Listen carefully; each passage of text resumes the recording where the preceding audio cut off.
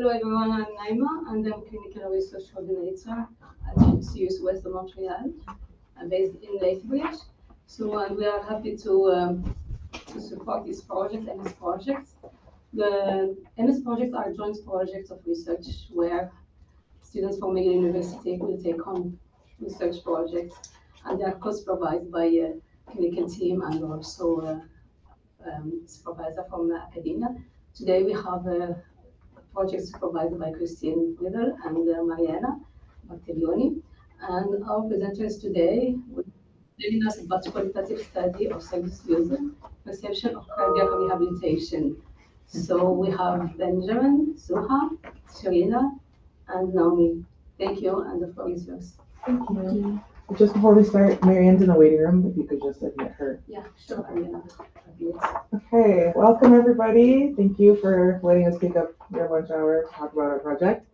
So, promise we won't take too much time, but we appreciate you all being here. So, as you can see, our project was focused on understanding patient perceptions of occupational therapy interventions within a cardiac rehab program, with a specific focus on how these interventions support return to work following acute coronary syndrome. Quick little overview, we can skip. So to introduce, you can go again. I won't spend too much time on this slide since you guys are the cardiac experts, but just to situate us for the presentation, acute coronary syndrome is a major health concern in Canada, and it leads to significant functional difficulties ranging from mobility, self-care, and the ability to engage in your meaningful work. So next. The literature recognizes return to work as a key outcome post a cardiac event. So the research shows that while more than half of the patients are able to return to work following 3 months following their incident, many never fully regain their pre-event working capacities, and up to a third, so 36%, are unable to resume their occupation even up to 2 years post-event.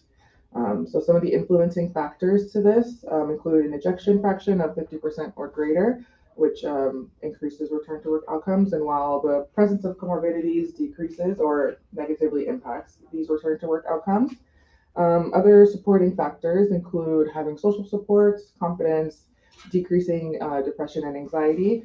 Another factor is the workplace job demand. So if it's a cognitively demanding job or a physically demanding job, that has an impact on return to work outcomes. In terms of barriers, which we'll discuss in more detail later on in the presentation, barriers to return to work include mental health challenges, physical deconditioning, as well as, again, workplace demands, so the type of occupation that you have. All right, so luckily here at the center, we have the lovely Kristen, and her role as an occupational therapist is to optimize functional potential, quality of life, and help with the return to work process. So some typical OT interventions include graded exercise, activity and environmental adaptation, self-management techniques, as well as psychosocial support. And you can go next. So despite the importance of the role in this context, there remains very limited research on the impact of OT on return to work post-cardiac event. And so this is the gap that motivated the purpose for our project, which was to better understand patient experiences of OT and cardiac rehab, as well as to explore how these interventions helped or how they could be improved to support return to work. So now to look at our specific objectives and our research question. So you can read the full question there, but just to summarize, we were looking at what are the perceptions of OT interventions among people attending cardiac rehab who were referred for return to work support. Our primary objective was to see which OT interventions were the most effective in supporting return to work. And our two specific objectives were, one, to explore facilitators and challenges faced by participants in a return to work program following cardiac event, and two, to assess the unmet or additional OT related needs of these participants. Okay, moving on to the methods. So our study used an interpretive description approach, which is designed to generate clinically relevant insights for healthcare practice, including OT. We focused specifically on OT interventions that supported individuals with recent ACS in their return to work, as well as key facilitators and challenges. For sampling, we employed a homogeneous strategy, selecting individuals who shared the experience of receiving OT services within the Richardson's cardiac rehab program. And this approach allowed us to capture in-depth accounts from participants with a common rehab pathway. The inclusion criteria is presented on the screen. Basically, we require that participants be adults with an ACS diagnosis, have completed cardiac rehab at the Richardson, attended OT services at the Richardson for assistance with return to work, fluent in either English or French, and able to provide free and informed consent. So our recruitment process began with our clinical supervisor, who reviewed her caseload and identified 26 potential participants who met these criteria. A third party then made initial contact with each individual, providing an overview of the study. And at this point, the students, we followed up with a more detailed explanation, answered questions, and obtained informed consent. So you can see our recruitment process here on the screen in a bit more detail, leading to 5 final participants. Once our participants were recruited, data collection began. So with participants' consent, chart reviews were first conducted to clarify the OT interventions received and rehab timelines post-cardiac event. The demographic information of our 5 participants was collected through the electronic medical record system and shown here in Table 1. So we've highlighted that 60% of our study participants were male, ages range from 34 to 64 years with diverse types of employment. Cardiac rehab post-myocardial infarction was our main reason for referral at 60%, and participants had varied comorbidities with a prevalence of dyslipidemia, hypertension, and a history of smoking. We also conducted semi-structured interviews in pairs, so each interview lasted approximately 1 hour and followed a bilingual interview guide that we created. All interviews were recorded, transcribed, and de-identified, and then at least two of the students reviewed each recording to verify the accuracy, clarify details, and expand on our notes. Data extracted from the chart reviews was also stored securely in a password-protected Excel file and reviewed as we went. Now for data analysis, we followed a reflexive thematic approach guided by Braun and Clark's framework. So this began with familiarization as we read the transcripts and recorded our initial ideas. Next, we carried out coding inductively, meaning without predetermined categories. Codes were then organized into broader themes based on the patterns that we saw and uploaded on Todoist, which helped us organize our work a little bit more. Themes represented recurring patterns were analyzed a little bit more and documented in a summary table, and coded interview data was analyzed using reflexive thematic analysis. So that was our analysis. So now we're presenting the results from the individual interviews. So the main OT interventions that participants expressed were very helpful to them were firstly gradual return to work planning, strength and endurance training, ergonomic interventions, and energy conservation. So firstly, with gradual return to work planning, this was the main intervention used with all participants. It helped improve their capacity to keep up with increasing work demands and workloads while they recovered post-ACS. So many of them expressed that it was a just right challenge, it was well-paced and met their individual needs. So for example, participant 5 that said that it was like a progressive ramping up. I didn't find that I was being thrown into the lion's den right away. In contrast, some participants did mention that the limited time frame of cardiac rehabilitation didn't allow for enough time to adjust to return to work post-ACS, especially if they experienced persistent health challenges. So for these participants, they felt that return to work was rushed and was unsuccessful. So participant 5 said, but each time when I got to the full time after a month or 2, then it was just too difficult. I was physically exhausted and mentally, let's face it, the concentration once it was not easy. Secondly, strength and endurance training were used in combination to help improve physical fitness. And this was very important post-ACS as many experienced physical deconditioning, fatigue, and exhaustion. And so the OT, Kristen, provided personalized exercise programs to help meet their work-specific demands. For example, participant 3 said that it was like a personal training session that would go a little bit of cardio, a little bit of weight training. I would say personally, the way that I thought about it was to see if physically the person is able to get back to their pre-cardiac event strength or where they were. Thirdly, ergonomic interventions were used, and these included positioning, proper body mechanics, and setting appropriate weight limits for lifting.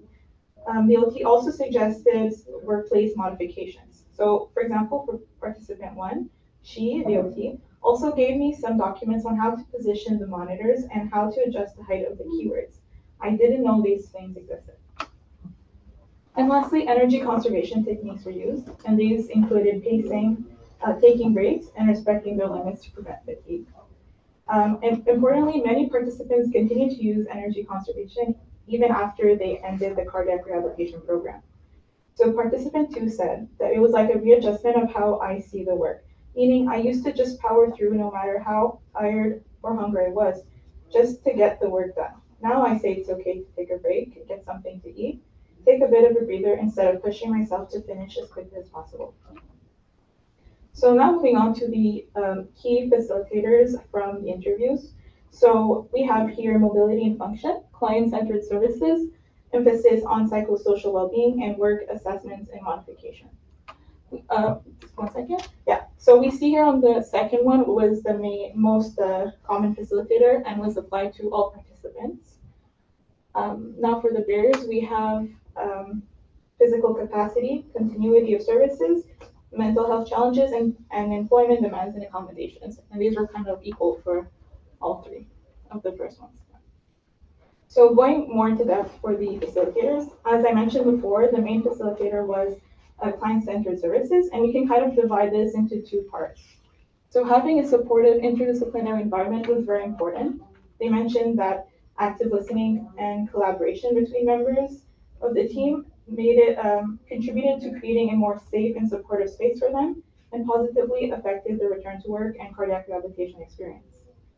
On the other hand, having a strong therapeutic relationship with the OT was also very important, and some themes that emerged from this included having a personalized and holistic support, emotional guidance and advocacy, coping tools, as well as encouragement of self-management and long-term habits. Now for facilitators, the 3 main barriers. Yeah. The 3 main barriers were firstly limited program duration. So some participants mentioned that the number of sessions and time spent in cardiac rehabilitation was insufficient for them, and that they would have preferred having more hours of rehabilitation and guidance to better meet their needs. Secondly, having the delayed access to psychological service was another barrier, and this was often due to long wait times to see healthcare professionals, lack of providers within the team, and the limited cardiac rehabilitation duration. And it's an important barrier to consider since many participants actually experience psychosocial issues such as anxiety, social pressure, stigma, and reintegration stress. And the last barrier is physical capacity. So many participants experience limitations such as fatigue, exhaustion, breathlessness, as well as decrease in strength and cardiovascular endurance. So let's talk a little bit about the discussion. So why this study matters. Minimal research has been explored about the unique role of occupational therapy in cardiac rehab, especially when it comes to return to work after acute coronary syndrome. OT is often really grouped into a multidisciplinary team where they mostly look at medicine, physio, or nursing, which makes it difficult to isolate the specific niche that OT contributes. But we know that occupational therapy brings a holistic biopsychosocial approach that addresses both the physical and the psychosocial needs of the recovery. And this study matters because it prioritizes patients' perspectives, something that's often missing when we do a program evaluation. So what are the strengths of the study? One of the main strengths is that it centers on the patient's perspectives. So by really amplifying their voice, we not only validate their lived experiences, but also bring forth the dimensions of return to work that traditional biomedical approaches often overlook. A second strength is the holistic view offered by the findings. So the study addressed both physical challenges of recovery, but also the psychosocial stressors that shape return to work outcomes. And by having a dual perspective, it allows us to have a bit more depth and a bit more value to add to cardiac rehab. And finally, the study demonstrates strong alignment with the OT perspective. By we look at that interplay between health, daily function, work participation, it reinforces the distinct value that OT provides. Then we have our little KT tool, so looking at the facilitators and barriers.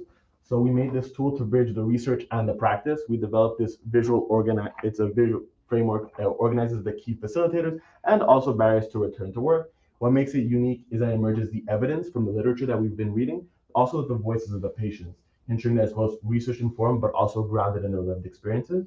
We identified, as you get to see, 4 main facilitators and 4 main barriers, and surrounding it is the quotes of the patient to back it up, but also allow that real world experience of individuals navigating return to work to be present in it.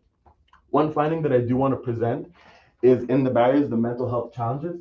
Nearly almost every patient described the psychological distress, anxiety, and depression, especially around that 1 year anniversary of their cardiac event, being a major obstacle of the return to work.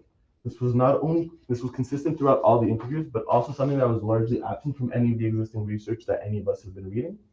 And by surfacing this issue, like, it brings up the importance of this tool for the need of a bit more mental health integration, especially around that 1 year anniversary. And this tool is really designed for a practical guide for clinicians. We identify the barriers and we can build on the facilitators. For research, it highlights where future work is needed. And this way it can translate the qualitative findings that we put into strategies that can be directly applied in practice. That's beautiful. Could we print it? Yeah, absolutely. We'll get everything.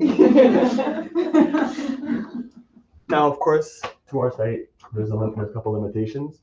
First off, it relies on convenient sampling, which reduces the generalizability. Because the participant group was small, non-random, their experiences may not fully reflect the broader population of individuals living with ACS, especially across different healthcare systems or demographics. The sample was localized to a single clinical site, which limited the diversity of perspectives. The findings were also tied to the specific healthcare of the Richardson, which may also mean that it's not transferred seamlessly throughout other settings. And while these limitations highlight the need for future research, a larger, more diverse population across multiple sites, it doesn't diminish the value of what we found. And the qualitative insights provide a strong foundation to the point to important directions for future studies. What's the next steps for research? So looking forward, there's several next steps. For future research, we should expand a bit more diverse population, improve generalizability, and ensure that the findings reflect a broad range of patient experiences. Second, there's a need to evaluate the specific OT interventions within cardiac rehab.